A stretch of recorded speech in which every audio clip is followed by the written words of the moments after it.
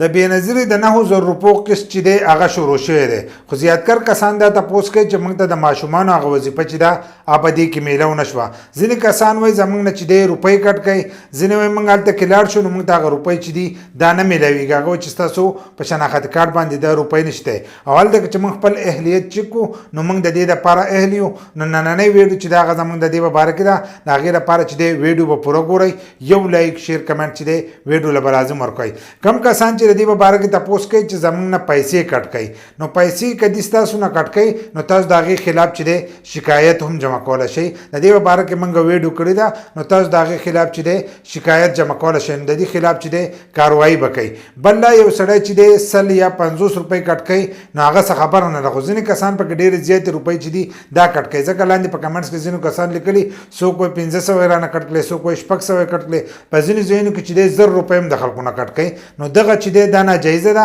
او 500 او 100 روپۍ که کټ کوي نو خیر څه خبره نه ده ځکه چې هغه د یو کس دپاره چې دی 100 یو نیم سل شناختي کارډ چې دی هغه ګوري په ځینې شناختي کارډو باندې دا روپۍ نه نو د دې د وجې نه د هغه وخت چې ضایع کېږي نو که هغه 50 روپۍ یا 100 روپۍ کټ کړي نو څه خبره نه ده خو کم کسان چې 1500 روپۍ یا 1000 روپۍ کټ کوي نو دغه ناجایزه ده د هغو خلاف چې دی تاسو لازم شکایت جمع کوئ چې د دې خلاف چې دی کاروایي وکړي د دې طریقه چې دا هغه موجود ده کم کسان چې د دې په باره کې تپوس کوي چې موږ لاړ شو روپو ته او هلته کې موږ ته هغه روپۍ چې دي دا نه میلاویږي کوم ځای کې چې روپۍ ورکړه کېږي وایي هغه ځای ته موږ لاړ شو نو موږ ته هغه روپۍ چې دي دا نه میلاویږي نو دا د دې د وجې نه تاسو ته نه میلاویږي چې دا ستاسو په اکاونټ کې چې دی دا روپۍ نه جمع شي کله چې ستاسو په اکاونټ کې دا روپۍ جمع شي نو هلو به تاسو ته دا روپۍ چې دي دا میلاویږي دې ځل چې دی دا به ډېر په دمه دمه باندې چې دی د ټولو په اکاونټونو کې دا روپۍ چې دي دا به جمع کېږي نو تاسو خپل شناختي کارت چې دی هغه دوباره هم چک کولی شئ خو څه ورځې چې دی هغې ته صبر وکړئ میاشت پس چې دی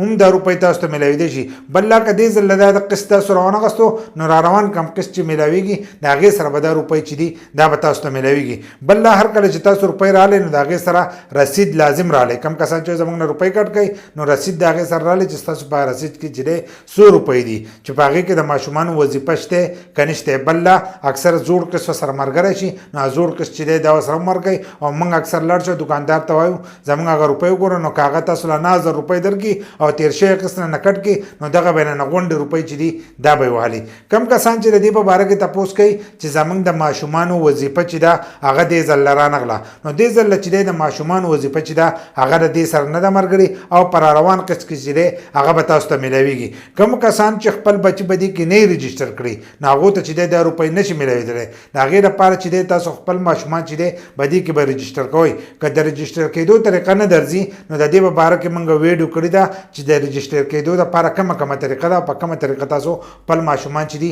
په دې کې رجسټر کولی شئ یوټیوب ته ولاړ شئ مظلومیار سپیک په سرچ کوئ هلته به زموږ د یوټیوب چینل راشي نو د دې په باره کې چې ده موږ ویډیوګان کړي دي تاسو چې خپل ماشومان په دې کې رجسټر کوئ نو هلو به د هغو هغه وظیفه چې ده دا به تاسو ته میلاویږي خو کومو کسانو ته چې میلاوېدله نو دې ځل چې دا هغه به ته نه میلاویږي او پر روان قسط کې چې دی دا به هغو ته میلاویږي نو کومو کسانو چې د دې په باره کې تپوس کوئ چې زموږ نه روپۍ کټ کوي نو د هغې خلاف تاسو شکایت جمع کولی شئ یا کومو کسانو چې زموږ ته روپۍ نه میلاویږي نو ستاسو په اکاونټ کې نه جمع شي یو څو ورځې چې دی هغې ته تاسو صبر کولی شئ دغه شان د ماشومانو وظیفه چې ده هغه هم د دې سره نه ده ملګري که تاسو ته نور څه مشکل نو تاسو زموږ نه په کمنټ کې چې دی د هغې تپوس کولی شئ بل دا په هغې باندې بیا موږ تفصیلي ویډیو چې ده تاسو ته جوړو که دا ویډیو مو خوښه شي نو یو لایک شیر کمنټ چې دی دې ویډیو له لازم ورکړئ او د داسې نورو ویډیوګانو دپاره زموږ د فیسبوک پیج هم د ځان سره فالو کړئ او یوټیوب چینل چې دی هغه هم د ځان سره سبسکرایب کړئ